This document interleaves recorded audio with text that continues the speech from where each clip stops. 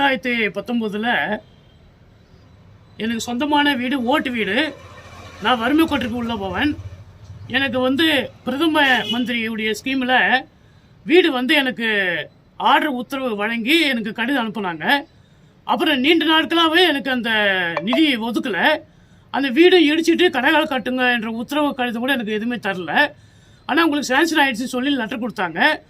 ஆனால் பாருங்கள், பிரதம மந்திரி அவர்கள் அலுவலகத்திலேருந்து எனக்கு வந்து வாழ்த்து கடிதம் வருது. நீங்கள் வீடு கட்டிட்டீங்க, நீங்கள் சந்தோஷமாக இருங்க, ஜாலியாக இருங்க அப்படின்னு சொல்லிட்டு அவங்க பிரதம மந்திரி அலுவலகத்திலேருந்து எங்களுக்கு வந்து தகவல் வருது. பாருங்கள், இந்த தபால் பிரதம மந்திரியுடைய பிரதம மந்திரி நகர்ப்புற வீட்டு வசதி திட்டம் இது வந்து அனுப்புகிறாங்க. பிரதம மந்திரிலேருந்து அலுவலகத்துலேருந்து எனக்கு நகல் வருதுங்க, கடிதம் வருது. ஆனால் பாருங்கள், வீடே இல்லை.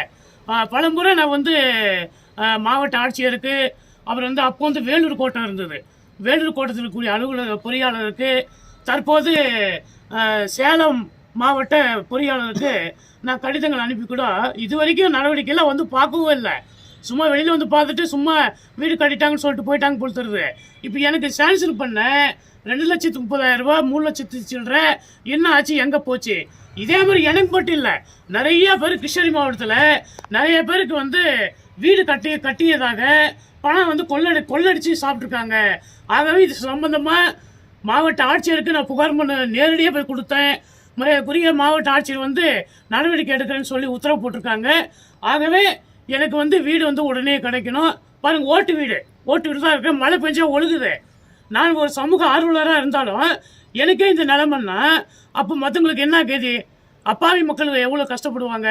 ஆகவே பிரதம மந்திரி வந்து எனக்கு அலுவலகத்துலேருந்து எப்படி பாராட்டு கடிதம் வந்துச்சு? இதுக்கு பதில் சொல்லுங்கள். எப்படி வீடு கட்டிட்டீங்க, சந்தோஷமாக இருங்க, ஜாலியாக இருங்கன்ட்டு பிரதம மந்திரி அலுவலகத்துலேருந்து லெட்டர் வருதுங்க. இது எவ்வளோ கேவலமாக இருக்குது. ஆக இதன் மீது உரிய நடவடிக்கை எடுத்து எனக்கு வந்து நியாயம் கிடைக்கணும் சார்.